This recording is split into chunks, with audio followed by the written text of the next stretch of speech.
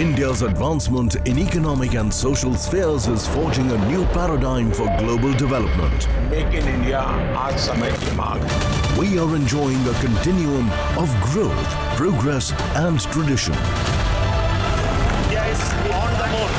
And with the unwavering certainty of a bold vision, we've propelled India onto an unstoppable path. Our economy is constantly renewing and reinventing, putting India in a globally enviable position. And a meticulously outlined political agenda will strengthen our regional and global clout. Presenting the 4th edition of the Times Now Summit, the confluence of leading policymakers, strategists, experts and influencers shaping India's unstoppable growth. Only on the Times Network.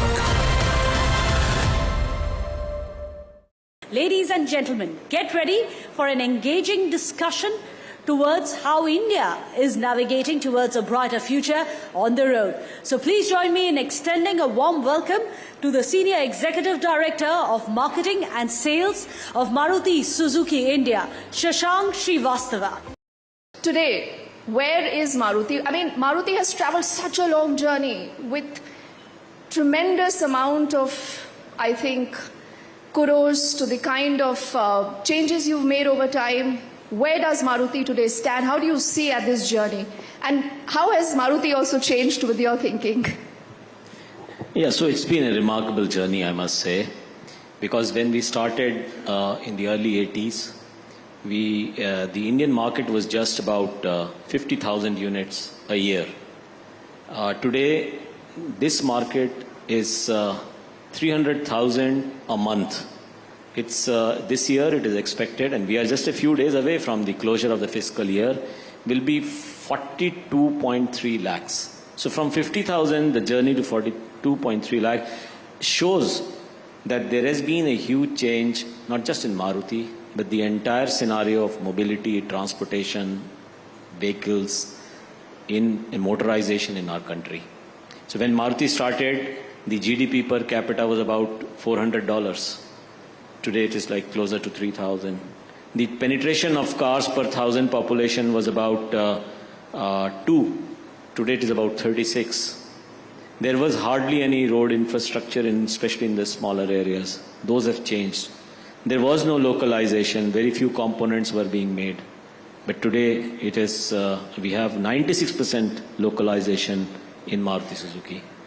If you see the other aspects, also whether it is in terms of the capacity itself, we have a capacity of close to 22 lakhs, going up to 10 more lakh in the next year and further in the next few years by another 10 lakhs.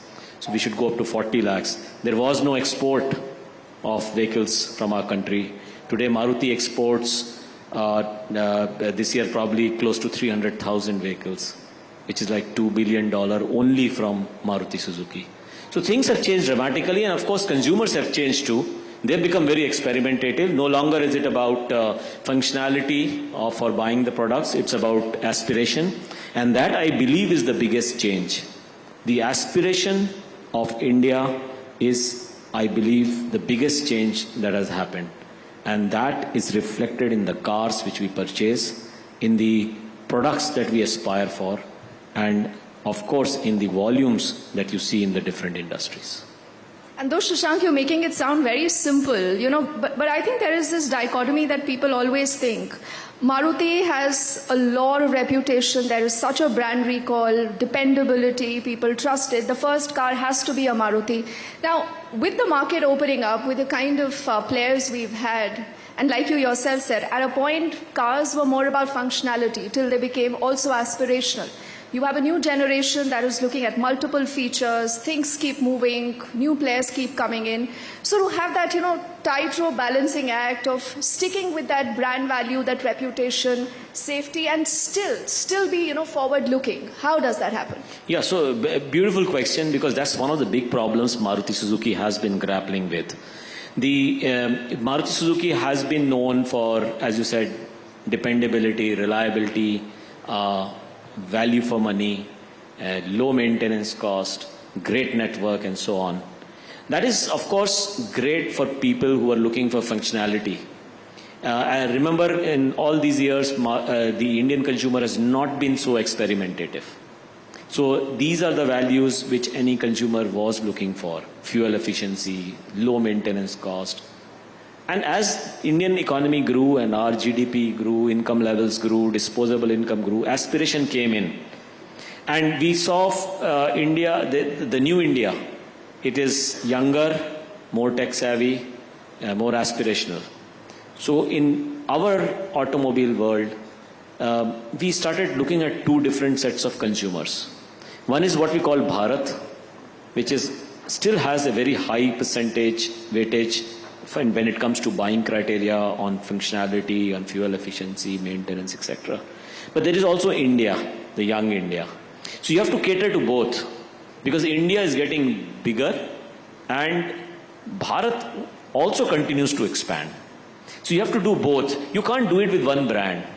Shashank, when you say this, because I also personally believe that we all learn from our challenges. Now, clearly this journey that you've taken over, trying to ensure that there is this balance between safety, dependability, and, matching the future with it, it doesn't come without challenges. Now, what have been the kind of challenges, and more so when you speak about both Bharat and India, trying to unite all of them together under that Maruti brand? How has that happened? Yeah, so very challenging, because as you can imagine, we are a legacy brand.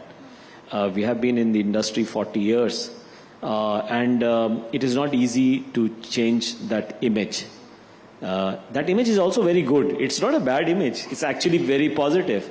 So if you talk to other brands, they'll say, we would love to have that Maruti Suzuki image of reliability, of value, and so on. But we also have to take care of the changing technologies, the changing consumer itself. In fact, the process of buying itself is changing.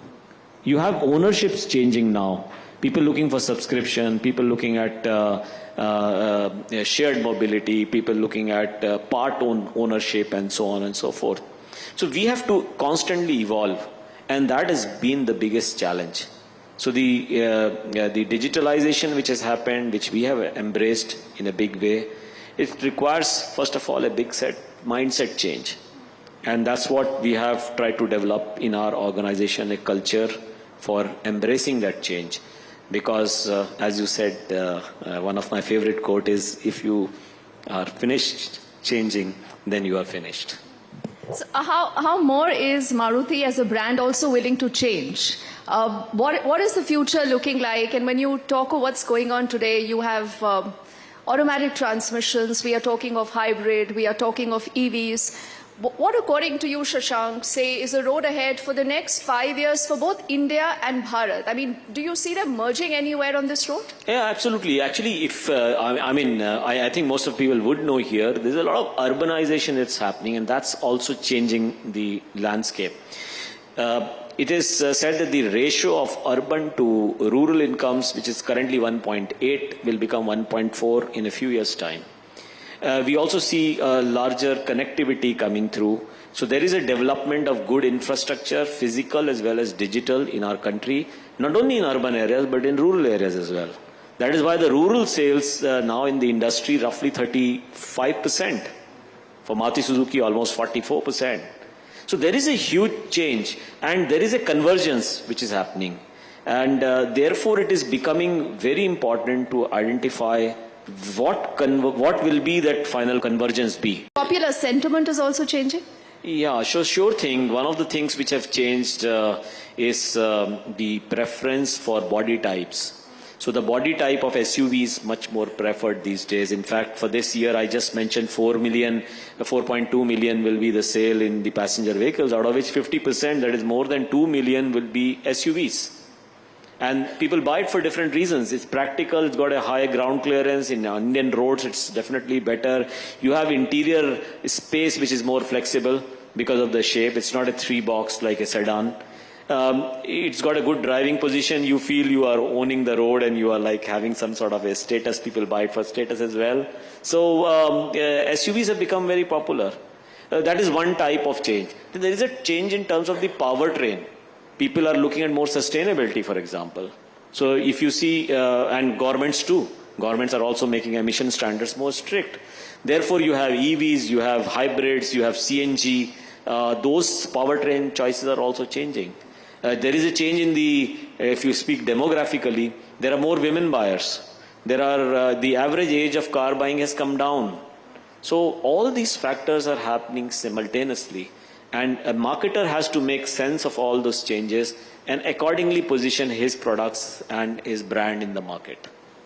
Interesting. Now, because you've poked me and you've spoken about women, I wonder whether the women present in the hall how many women would still want a Maruti? That's also, I think, because when I was picking up my first car, I discussed with my friends and a lot of other people, and everyone is like, for girls, though, it has to be Maruti because that is the safest car on road. Now, over the years, because you see that pattern also changing, with the market also opening up, automatic transmission, a lot of other things. And I do remember the first learner car also, I think I was driving, was also a Maruti. So those are the memories, Shashank, that we've lived with. What today is your nostalgic or your anecdote moments when you look back at all these years, your favorite memory of a Maruti? So when you talked about women buyers, actually you are right, and statistically also I can confirm that. Whereas in the industry, the penetration of women buyers is roughly 8%. But in case of Maruti, it is almost like 14-15%. There are some models where in Maruti Suzuki, in some models, the penetration of women buyers is as high as 25%. Of course, we are way away from some of those more developed countries, where actually, like in US or even in Japan, the majority buying is by women. So there are more than 50% buyers are women. But you see more women in the workforce, which is great. They have more independence, which is great. They are driving more, which is also great. And therefore, their opinion of the cars have also become very important. It is no longer that earlier that all technology car will be that image that you have, the stereotypical image, that it will be males who will decide the technology and the choice of car, but the color may be decided by the women. That was the sort of biased stereotyping, but it's not true anymore. They are like not only an important section or segment of the buyers, they are having a huge influence on car buying. If you talk of anecdotes and what all memories, of course, I have been in this industry for a long time. This is also my first job, so after college. So I've seen the ups and downs. And of course, very good memories. I remember in factory when we used to produce 600 cars on any particular day, we used to have a samosa day. Samosas were distributed because people said कि आज तो छक्का पड़ा है, it's a 6 today, so 600. But today we are making 6,000 cars every day. So when you look back at those days, these really give you some satisfaction.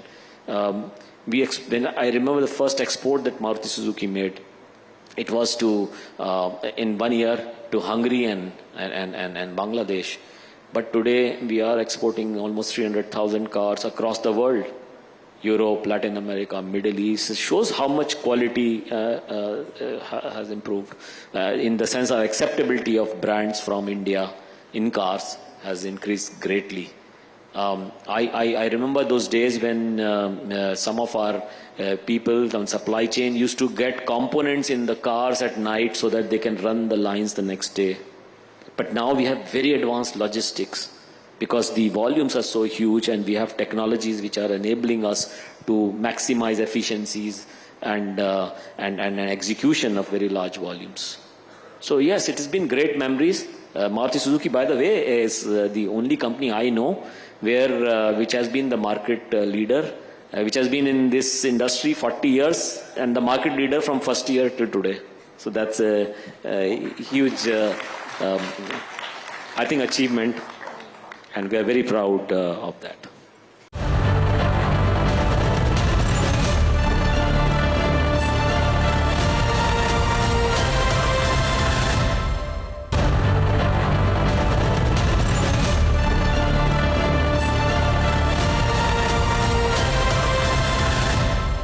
Shashank, where is the future taking us towards? Where is Maruti headed? What are your new plans, new ideas that you can discuss with all of us? So Maruti is headed in the right direction. That is, I can confirm. But the future is going to be a lot more digitalized with the technology that is available. We have great, number of sensors now, which are low cost. Therefore, you can collect a lot of data of different parameters in a car. So you will see that data collection on cars, the parameters is going to be huge. Then we have a technology of connectivity now, which means that you have a much better latency, which is the speed at which data. And then on top of it, you have great edge computing. Edge computing means you can do locally as well as connected with the cloud a lot of interactions, or quick calculations, or data churning, or data analytics. So I think we are going in that direction in terms of the availability of technology, the connectivity, the edge computing. Also, I tell you, these are all being used for quality, for example. I'll give you an example in our weld shops. We have almost 1.8 meter of beaded welds. It's very, very accurate. Otherwise, the body strength won't be there. The quality, build quality won't come through. We have 38 robots which do that. And we collect that data and make sure that the quality is good. Because this reliability, failure, prevention of failure all comes from those basic things of quality that you do, which people don't see. But if you go to our weld shop, for example, you see those robots, they are giving that very accurate welding spots, which is ultimately leading to great quality. So I think going in that direction, and in terms of people themselves, they will become more aspiration. The criteria of buying is shifting from functionality to aspiration. So design is becoming very important. A lot of features are being considered very important when people buy a car. So whether it is HUD, which is the heads-up display, or the sunroof, or the automatic transmission, as you said, all these things will become very important. You're looking at data where you can predict the quality, the maintenance scheduling. This is predictive maintenance, basis the data that you collect from the connectivity of the car.